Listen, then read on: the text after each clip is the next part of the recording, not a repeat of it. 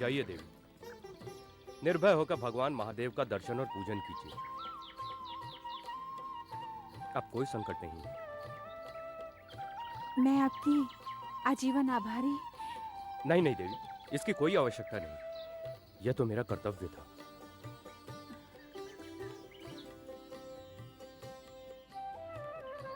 भैया ने सत्य कहा था, शिव के पास जाओ, वो या तो स्वयं सहायता करेंगे या किसी को भेज देंगे। आपने कुछ कहा? जी नहीं, मैं पूछ रही थी आप कौन हैं? देवी, मैं एक अनिकेत ब्राह्मण हूँ। संपूर्ण आर्यावर्त के भ्रमण पर निकला हुआ था। सारे धाम देख लिए, सोचा द्वारका भी देख लूं और द्वारकाधीश श्री कृष्ण के दर्शन भी कर लूं। इसीलिए यहाँ चला आया। भैया आपसे मिलकर बहुत प्रसन्न होंगे। भैया? कौन भैया? आपने जिनका नाम लिया। श्री कृष्ण? जी, वही मेरे भैया हैं। आप? अब मेरा नाम सुभद्रा है, और जब मैं भैया को ये बताऊंगी कि आपने किस प्रकार अपने प्राणों पर खेलकर मेरी रक्षा की, तो वो आपसे बहुत प्रसन्न होंगे। मेरे भैया मुझसे बहुत प्यार करते हैं। आप मेरे साथ राजभवन चलेंगे? चलेंगे ना आप? जी, क्या कहा आपने? मैंने पूछा, आप मेरे साथ राजभवन चलेंगे? भैया से मिलने। अवश्य देवी, अवश्य चलूंगा। मैं तो द्वारका आया ही था श्री कृष्ण के दर्शन करने के लिए। सोच रहा था उन तक कैसे पहुंचा जाए। आपने तो मेरी समस्या का समाधान कर दिया।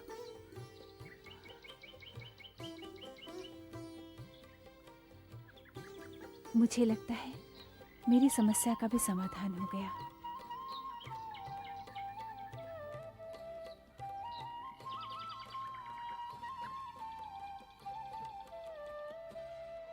सच कह रही हूँ भाभी, ऐसा तेजस्वी और वीर पुरुष मैंने अब तक नहीं देखा।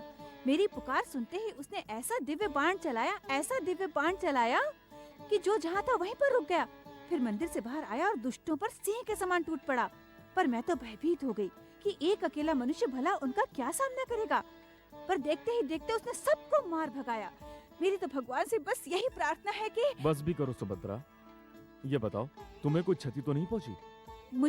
मुझे कुछ नहीं हुआ भैया, और होता भी कैसे? आप ही ने तो कहा था शिव जी के पास जाओ, या तो वो स्वयं सहायता करेंगे या फिर किसी को भेज देंगे। वो स्वयं तो नहीं आए, परंतु उन्होंने किसी को भेज अवश्य दिया। किंतु वो था कौन? कहा ना, वो यात्री था। पर सच पूछिए, मुझे तो कोई योगी लगा।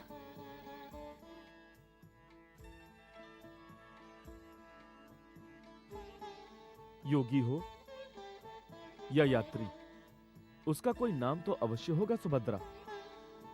तुमने उसका नाम नहीं पूछा? पूछा था, परंतु उन्होंने बताया ही नहीं। बस इतना कहा कि द्वारिका का भ्रमण करने आए हैं और द्वारकाधीश के दर्शन करना चाहता है। तो तुम उसे साथ लाई हो? नहीं, मैं क्यों लाती? वैसे वो शिवालय में है। जिस वीर ने मेरी बहन की रक्षा की, उसका स्थान राजकीय अतिथि गृह में होना चाहिए। तुम्हें उसे अपने साथ लाना चाहिए था। हम सब और ये सारा यदुवंश उसके आभारी हैं। मैं स्वयं जाकर उसे लाता हूं।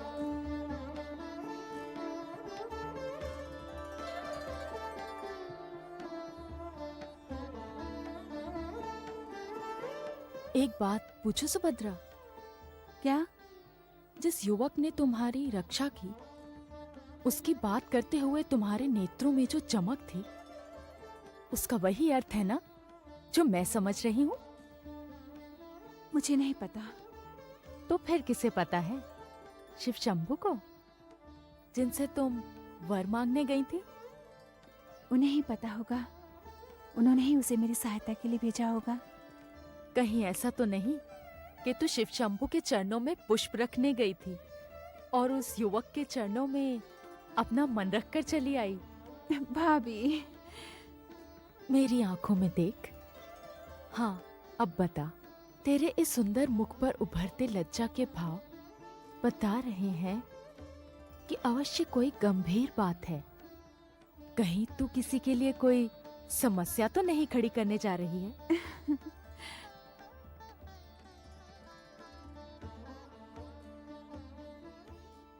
बस यही तो समस्या है पार्थ। दाऊ ने सुभद्रा की स्वीकृति लेना आवश्यक नहीं समझा, और मैं ये जानता हूं कि सुभद्रा को यह संबंध स्वीकार नहीं है। दाऊ ने दुर्योधन को वचन देने में शीघ्रता की और मेरे लौटने तक की प्रतीक्षा भी नहीं की। मैं ये भली भांति जानता हूं कि यह सब क्यों हो रहा है और किसके कारण हो रहा है। अर्थात आपका कहने का तात्पर्य यह है केशव कि दुर्योधन के प्रस्ताव में उसकी कोई राजनीति है? 100% सत्य। दुर्योधन को सुभद्रा में कोई रुचि नहीं है पार्थ। तो फिर वो सुभद्रा से विवाह करना क्यों चाहता है? यदुवंश में फूट डालने के लिए। और मुझे पूर्ण विश्वास है कि उसे यह चाल शकुनी ने समझाई है। किंतु क्यों केशव? इसमें उसका उद्देश्य क्या है? पार्थ,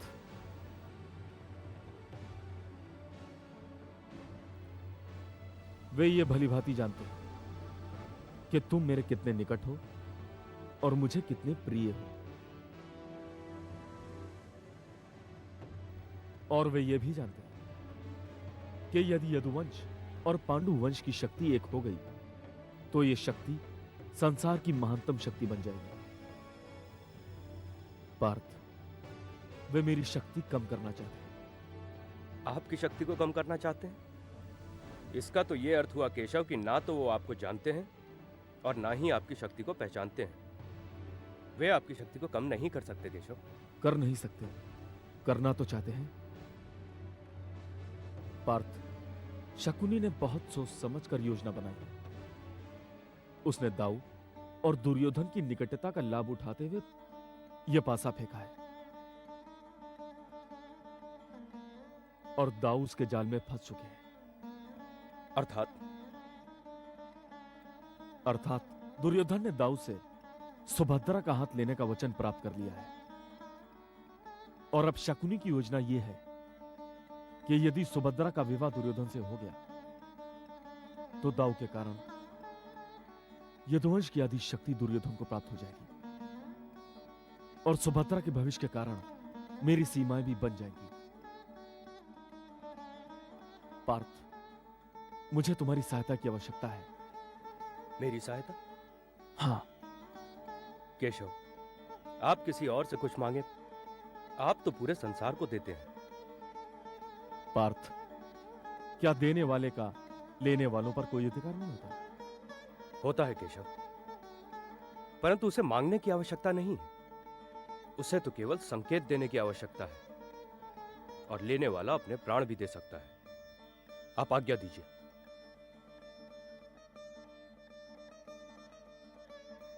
पार्थ, तुमने एक बार सुभद्रा की रक्षा की, उसके लिए मैं आभारी हूं। तुम्हें एक बार फिर उसकी रक्षा करनी पड़ेगी, और इस बार दुर्योधन से। केशव, आप चाहते हैं कि मैं दाऊ के पास जाकर सुभद्रा का हाथ मांगूं, या फिर उनको उनका निर्णय बदलने पर विवश करूं? नहीं पार्थ, वे कभी नहीं मानेंगे। तो फिर? पार्थ, मेरे पास एक उपाय है। वो क्या केशव? पार्थ, तुमने एक बार सुभद्रा को उसका अपहरण होने से बचाया था, परंतु इस बार तुम स्वयं उसका अपहरण करोगे। ये आप क्या कह रहे हैं केशव? मैं सुभद्रा का अपहरण करूं? भला ये कैसे संभव है? यह संभव नहीं, अनिवार्य है पार्थ। यदि सुभद्रा की भविष्य को बचाना है, यदि यदुवंश में फूट डालने वाले जाल को विफल करना है, तो तुम्हें यह करना पड़ेगा। केशव, यदि मैंने सुभद्रा का अपहरण किया तो दाऊ मेरे शत्रु हो जाएंगे। नहीं पार्थ, यह अपहरण नहीं होगा, क्योंकि इस अपहरण में सुभद्रा की इच्छा सम्मिलित होगी, और तुम वहां अपनी पहचान प्रकट किए बिना उसके अपहरण की घोषणा करोगे। किंतु इससे लाभ क्या होगा केशव?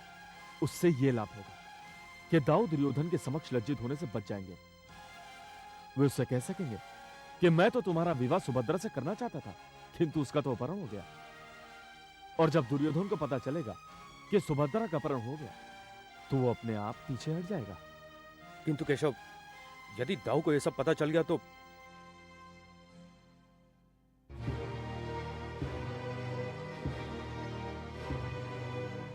पार्थ, ये सब तुम मुझ पर छोड़ दो।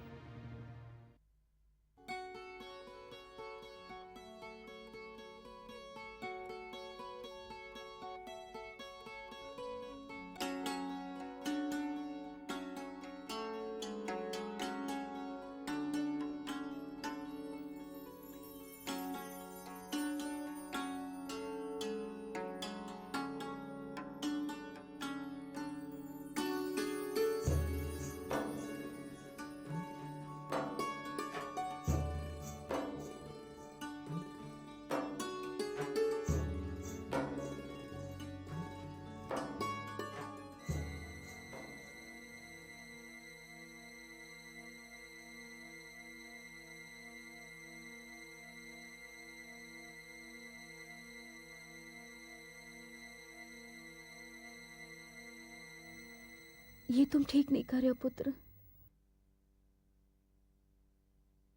पुत्र, हम चाहते हैं कि इस विषय में तुम एक बार पुनः सोच लो। क्या सोच लूं पिताश्री, क्या सोच लूं? कन्हैया जब भी कोई बात कहता है तो आप सब चुपचाप उसकी बात को मान लेते हैं, और यदि मैं कोई कार्य करता हूं या कोई बात कहता हूं तो आप मुझसे 100 बार सोचने का आग्रह करते हैं। क्यों? नहीं पुत्र, तुम दाऊ, आपसे गिनने में भूल हो गई है। पिताश्री ने आपसे 100 बार नहीं, केवल एक बार सोचने को कहा है। हाँ हाँ, अर्थ तो वही होता है कन्हैया। तुमसे कोई नहीं कहता कि कोई कार्य करने से पहले या कोई बात कहने से पहले सोच लो।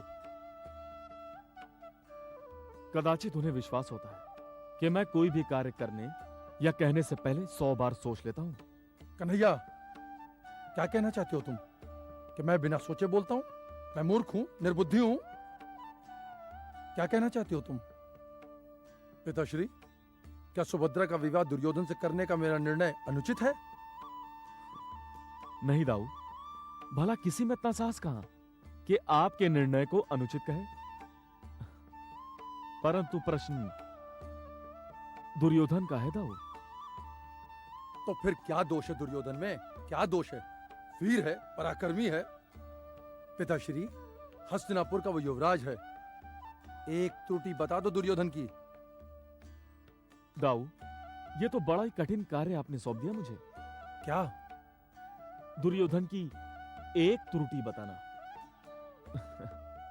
नहीं दाऊ, मैं तो हार मानता हूं। तुम मुझसे खिन्न रखते हो क्योंकि वो मेरा प्रिय शिष्य है कन्हैया। हाँ, वही तो मैं कह रहा हूं कि आप उससे प्रसन्न रहते हैं क्योंकि वो आपका प्रिय शिष्य है दाऊ।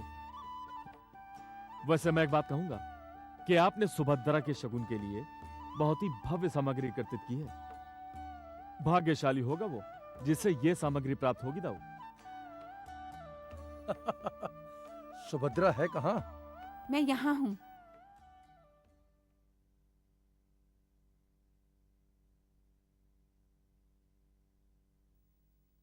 पर आप लोगों को क्या चिंता, कोई जिए या मरे? ऐसा क्यों कह रही हो?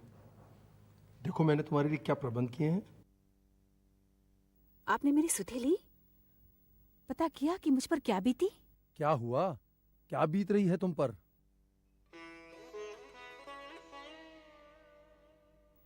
भैया, आपने इन्हें बताया नहीं? वही तो मैं बताने वाला था, परंतु यहां बात दूसरी ओर मुड़ गई। और वैसे भी हस्तिनापुर से बात को द्वारिका आते आते समय तो लगेगा ही।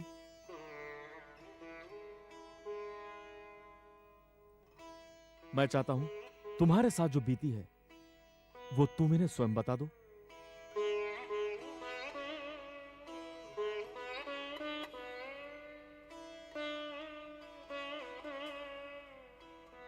आप लोग जानते हैं, शिवालय जाते हुए भीलों ने मुझ पर आक्रमण किया। क्या? ये क्या कह रही हो तुम? मैं सत्य कह रही हूँ। वो ना आता तो ना जाने क्या अनर्थ हो जाता। कौन ना आता?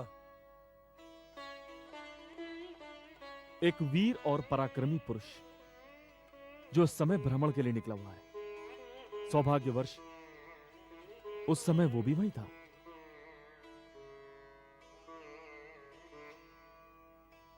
उसी ने हमारी बहन की रक्षा की है दाऊ।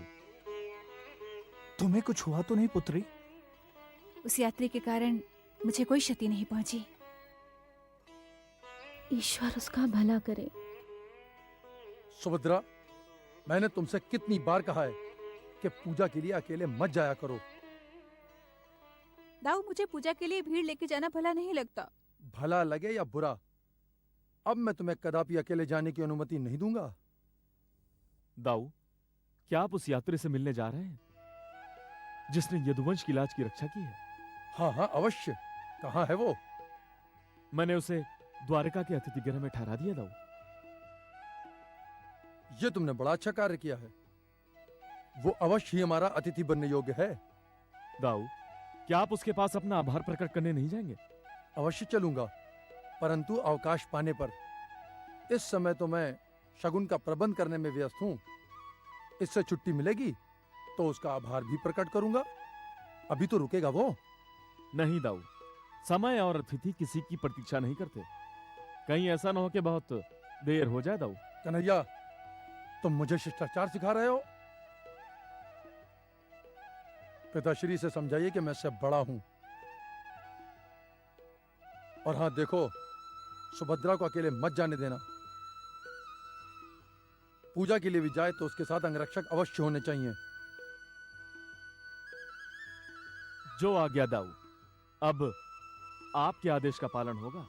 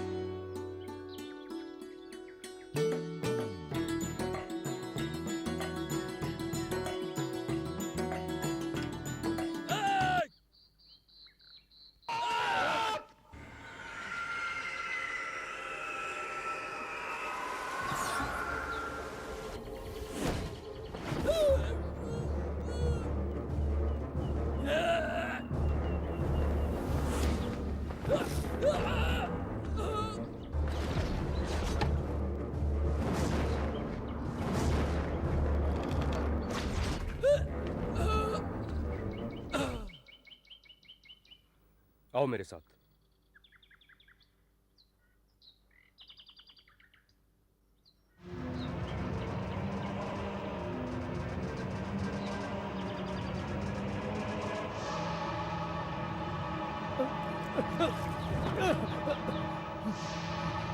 जाओ कह देना अपने महाराज से कि राजकुमारी सुभद्रा का अपहरण हो चुका है।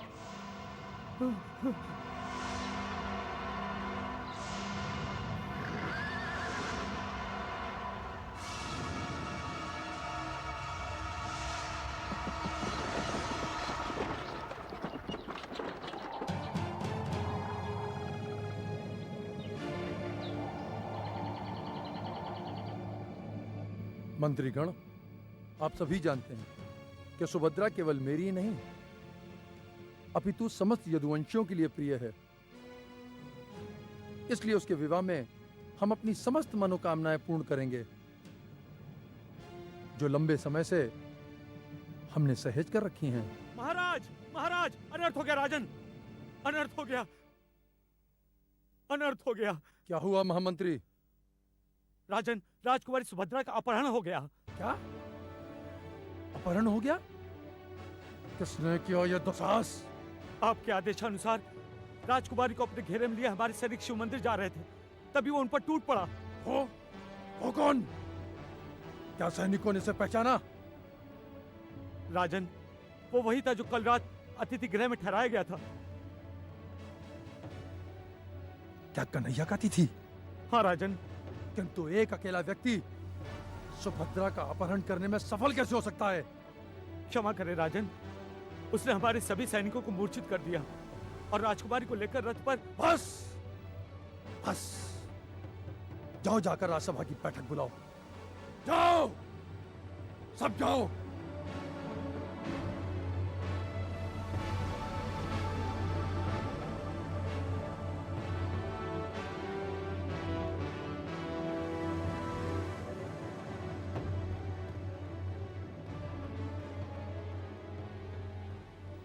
उपस्थित मित्रों, आज द्वारका पर एक संकट आया है।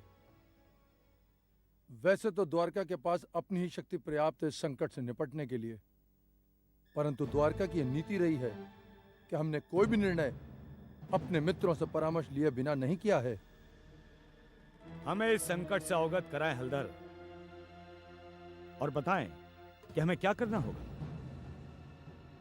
वीर सार्थकी, द्वारका में एक अप्रिय घटना घटी है। हमारी प्रिय बहन राजकुमारी सुभद्रा का मंदिर जाते समय अपहरण कर लिया गया। अपहरण? अपहरण? अपहरण? ये दुस्साहस किया किसने? क्या अपहरणकर्ता पहचाना गया? हाँ,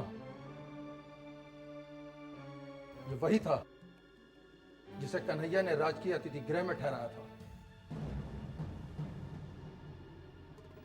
वो कौन था केशव?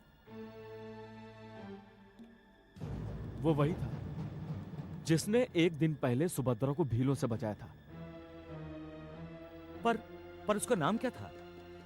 नाम तो मुझे ज्ञात नहीं सात्विकी, परंतु मेरे सुभद्रा के साथ जाने वाले सैनिकों ने उसका और उसकी धनुर्विद्या का जो विवरण दिया है, उसे सुनने के उपरांत मुझे पूरा विश्वास है कि वो कुंती पुत्र अर्जुन के अतिरिक्त और कोई नहीं हो सकता।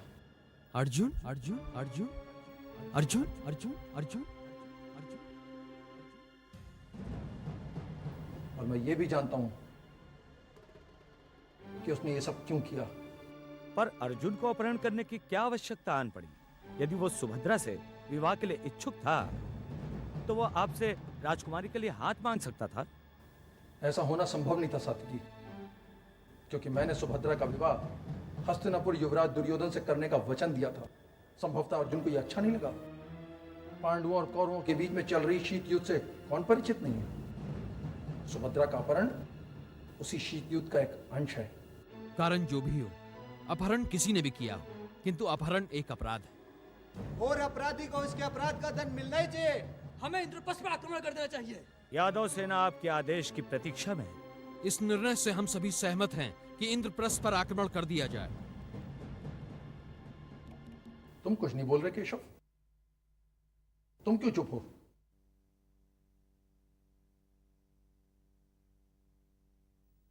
दाऊ, आपने मुझसे कुछ बोलने को कहा भी तो नहीं, और अब तक जो कुछ भी हुआ है वो स्वयं आपने किया है, और आगे भी यदि युद्ध का निर्णय होगा तो वो भी स्वयं आप ही करेंगे। इसका अर्थ यह है कि तुम इस निर्णय से सहमत नहीं हो?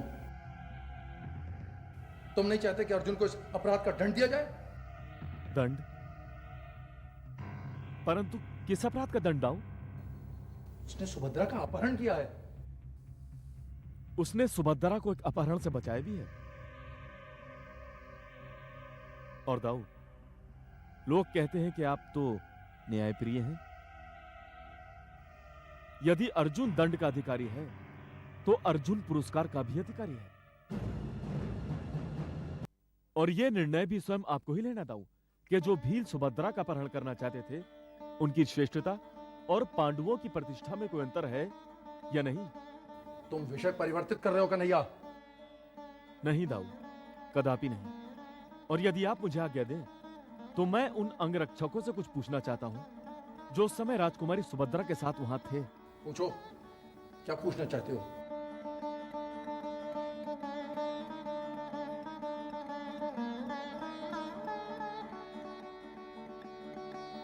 जब वो युवक राजकुमारी सुभद्रा के रथ के निकट पहुंचा तो क्या वो घबराई हुई थी? नहीं द्वारकाधीश।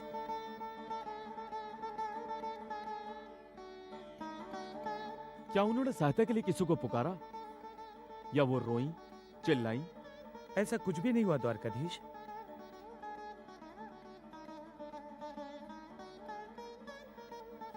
तो फिर क्या हुआ था?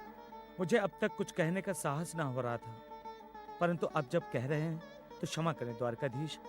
मुझे ऐसा प्रतीत नहीं हो रहा था जैसे राजकुमारी को तनिक भी घबराहट, भय या चिंता का आभास हो। ऐसा लग रहा था जैसे सब कुछ उनकी इच्छा के अनुसार हो रहा हो, और जो कुछ भी हो रहा हो उसके लिए वो सर्वथा तत्पर हूं। और ये सत्य भी है। क्या अर्थ है तुम्हारा? दाऊ, आप ये जानते हैं कि जो कुछ भी हो रहा था उसमें सुभद्रा की इच्छा का समावेश नहीं था, किंतु जो कुछ भी हुआ उसमें सुभद्रा की इच्छा सम्मिलित थी। जब आपने सुभद्रा का हाथ दुर्योधन के हाथ में देने का निर्णय किया तो सुभद्रा आपके आदर्शवश चुप थी, किंतु प्रसन्न नहीं थी।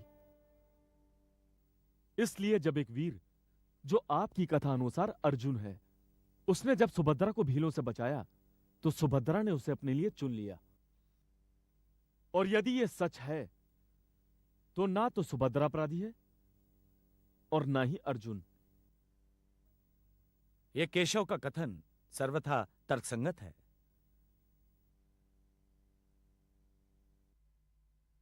वाह केशव वाह, तुमने अपनी मधुर वाणी से सबको मंत्र मुक्त कर दिया और विश्वास दिला दिया कि जो कुछ भी हुआ वो सुभद्रा की इच्छा और सहमति से हुआ है। परंतु ये केवल तुम्हारा अनुमान है, केवल अनुमान। तुम्हारा अनुमान ठीक है, इसका क्या प्रमाण है? इसका पता लगाना बिल्कुल भी कठिन नहीं है दाऊ। वो कैसे? दाऊ, आपने जो सामग्री सुभद्रा के शगुन के लिए एकत्रित की है वो भव्य सामग्री हस्तिनापुर न ले जाकर इंद्रप्रस्थ ले जाएगी, और वहां जाकर यदि हमने ये देखा कि हमारी बहन अर्जुन के साथ सुखी है तो वो भव्य सामग्री वहीं दे दी जाएगी। और यदि वहां पहुंचकर हमने ये देखा कि अर्जुन सुभद्रा को उसकी इच्छा के विरुद्ध वहां ले गया है तो मैं स्वयं पांडव परिवार के विरुद्ध युद्ध की घोषणा करूंगा और सुभद्रा को हस्तिनापुर ले जाकर उसका हाथ दुर्योधन के हाथ में दे दूंगा। ये सर्वथा उचित है, और वैसे भी कुंती पुत्र अर्जुन तो हमारे ही हैं। केशव का निर्णय ठीक है। द्वारिकाधीश सत्य कहते हैं। यह सभा इस निष्कर्ष पर पहुंची है कि द्वारकाधीश और महाराज हलधर इंद्रप्रस्थ जाएं। युद्ध हो या ना हो, इसका निर्णय सुभद्रा से भेंट करने के उपरांत ही हो सकेगा। इस निर्णय के उपरांत सभा विसर्जित की जाती है।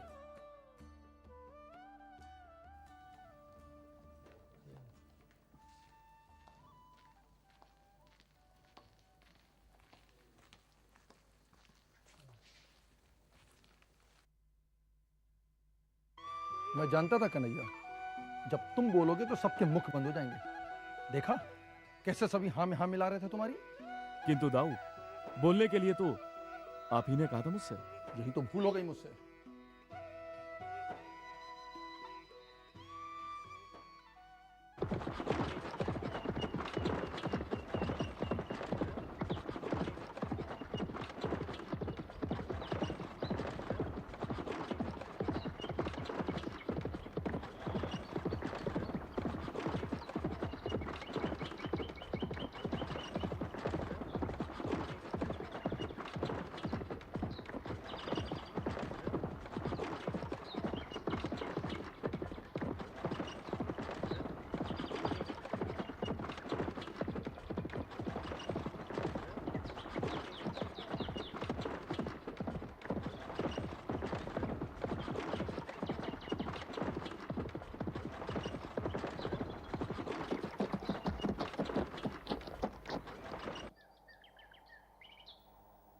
देवी, हम द्वारका से पर्याप्त दूरी पर आ चुके हैं। कुछ समय यहाँ विश्राम कीजिए, तब तक आप अन्न जल ग्रहण कर लीजिए। अन्न जल तो मैं इंद्रप्रस्थ पहुंचकर ही ग्रहण करूंगी। आपके परिवार से मिलने के लिए मैं बहुत उत्सुक हूँ। मैं जानता हूँ कि आप मेरे परिवार से मिलने के लिए उत्सुक हैं, और यही मेरे लिए समस्या का विषय है। क्यों? देवी, मैंने अब तक जो कुछ भी किया है वो केशव के कहने पे किया है। मुझे ज्ञात है। भैया जानते थे कि दुर्योधन से विवाह करने पर मुझे विवश किया गया तो मैं अपने प्राण त्याग दूंगी। उन्होंने मुझे बचाने के लिए आपको चुना। आप मुझे स्वीकार ना करते तो मैं...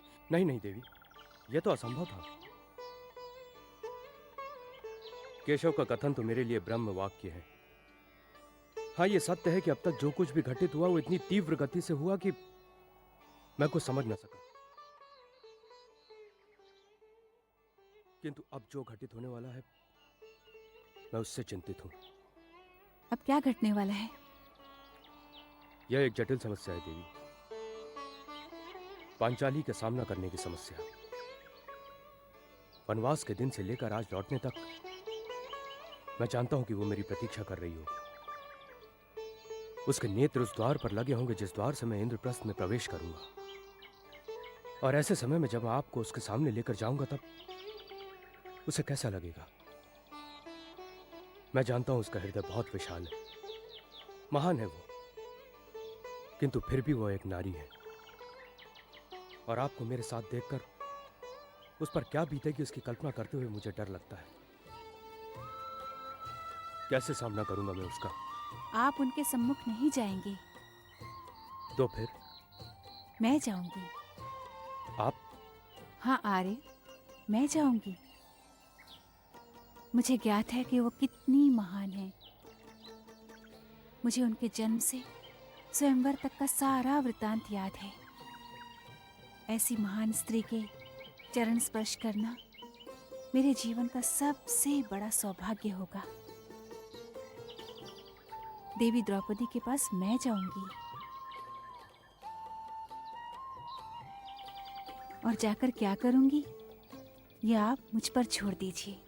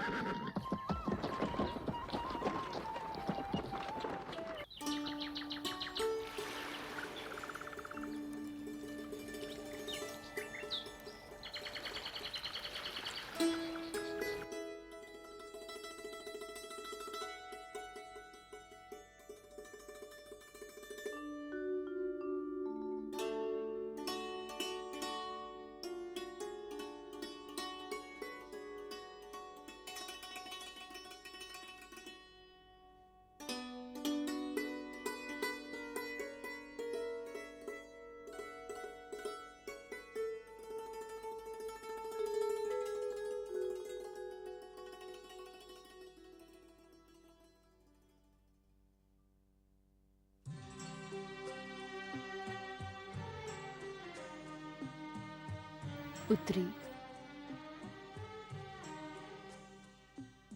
प्रणाम माताश्री।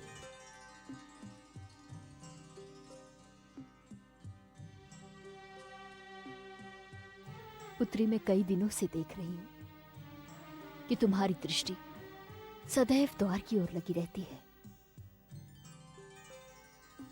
परंतु अब प्रतीक्षा करने की कोई आवश्यकता नहीं है। प्रतीक्षा के दिन अब किसी भी क्षण समाप्त हो सकते हैं, क्योंकि पुत्र अर्जुन का 12 वर्ष का प्रवास अब समाप्त हो चुका है।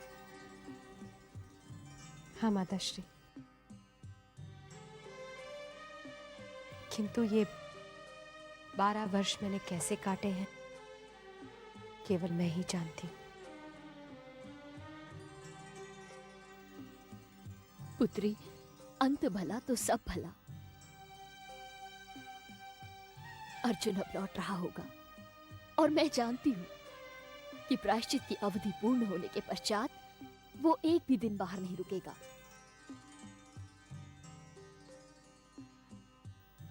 अब तुम विश्राम करो।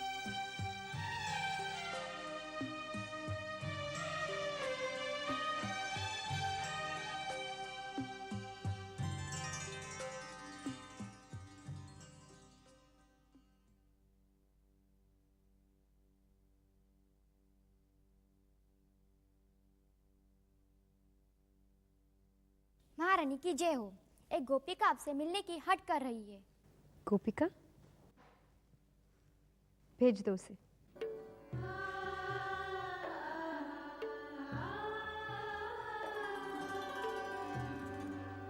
कितनी आशा लेकर मुझसे मिलने आई होगी।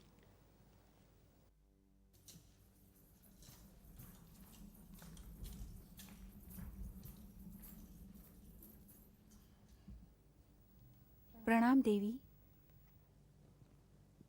कौन हो तुम? कहाँ से आई हो? मैं द्वारिका की एक साधारण स्त्री हूँ। कोई भी द्वारकावासी साधारण नहीं हो सकता। द्वारका में मेरे सखा कृष्ण रहते हैं।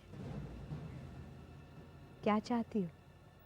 मैं आपका परामर्श चाहती हूँ देवी। मेरा परामर्श? किस विषय में?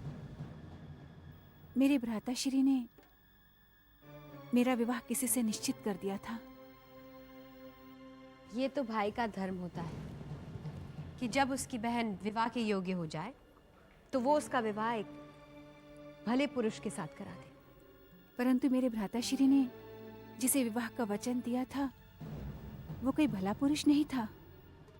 उन्होंने मेरी इच्छा के विरुद्ध उससे मेरे विवाह का वचन दे दिया था। फिर तो ये अनुचित है। किसी की इच्छा बिना उसका विवाह करना सामाजिक अपराध है, अन्याय है। इस प्रस्ताव को अस्वीकार करने का तुम्हें पूर्ण अधिकार है। जाके अपने भ्राता से स्पष्ट कह दो कि तुम ऐसा नहीं करोगी, और यदि तुम नहीं कह पाओ मैं कह दूंगी। ये द्वारका की बात है तो मैं केशव से भी सहायता ले सकती हूँ। परंतु इसका समय नहीं रहा। क्यों? क्योंकि होने ने इस बीच अपने कई रंग दिखा दिए हैं। मैं समझी नहीं। द्वारिका में मैं शिव मंदिर जा रही थी तो भीलों ने मुझे अपहरण करने का प्रयास किया। तो फिर एक वीर पुरुष ने उन भीलों से मेरी रक्षा की। और तुमने उसके चरणों पर अपना हृदय हार दिया। हाँ देवी। और मन ही मन में उसे अपना पति स्वीकार कर लिया। हाँ देवी। तो समस्या क्या है? जाके अपने भ्राता से कह दो कि तुम उसी पुरुष से विवाह करोगी जिसने तुम्हें अपहरण से बचाया, जिसने तुम्हारी मर्यादा की रक्षा की। तुम्हारे जीवन में उसी का स्थान है और इसमें ना तो कोई आपत्ति कर सकता है और ना ही मुझे कोई समस्या दिखाई देती है तुम्हारे लिए। समस्या मेरी नहीं है देवी। समस्या उसकी है जिसे मैंने मन ही मन अपना पति मान लिया, जिसके साथ मैं अपना घर छोड़कर यहाँ तक आ गई हूँ। उसका कहना है कि आपकी अनुमति के बिना वो मुझसे विवाह नहीं करेंगे। मेरी अनुमति बिना? हाँ देवी, आपकी अनुमति के बिना। मैं सुभद्रा हूँ। सुभद्रा? ये केशव की बहन? हाँ देवी, दाऊ ने दुर्योधन से मेरा विवाह करने का वचन दे दिया था। मैं उससे विवाह नहीं करना चाहती थी। मैं दुर्योधन की पत्नी नहीं बनना चाहती थी। परंतु इन सब में मैं कहाँ आती हूँ? मेरी मर्यादा जिसने बचाई, मैंने मन ही मन जिसको अपना पति मान लिया, वो और कोई नहीं, आप ही के पार्थ थे।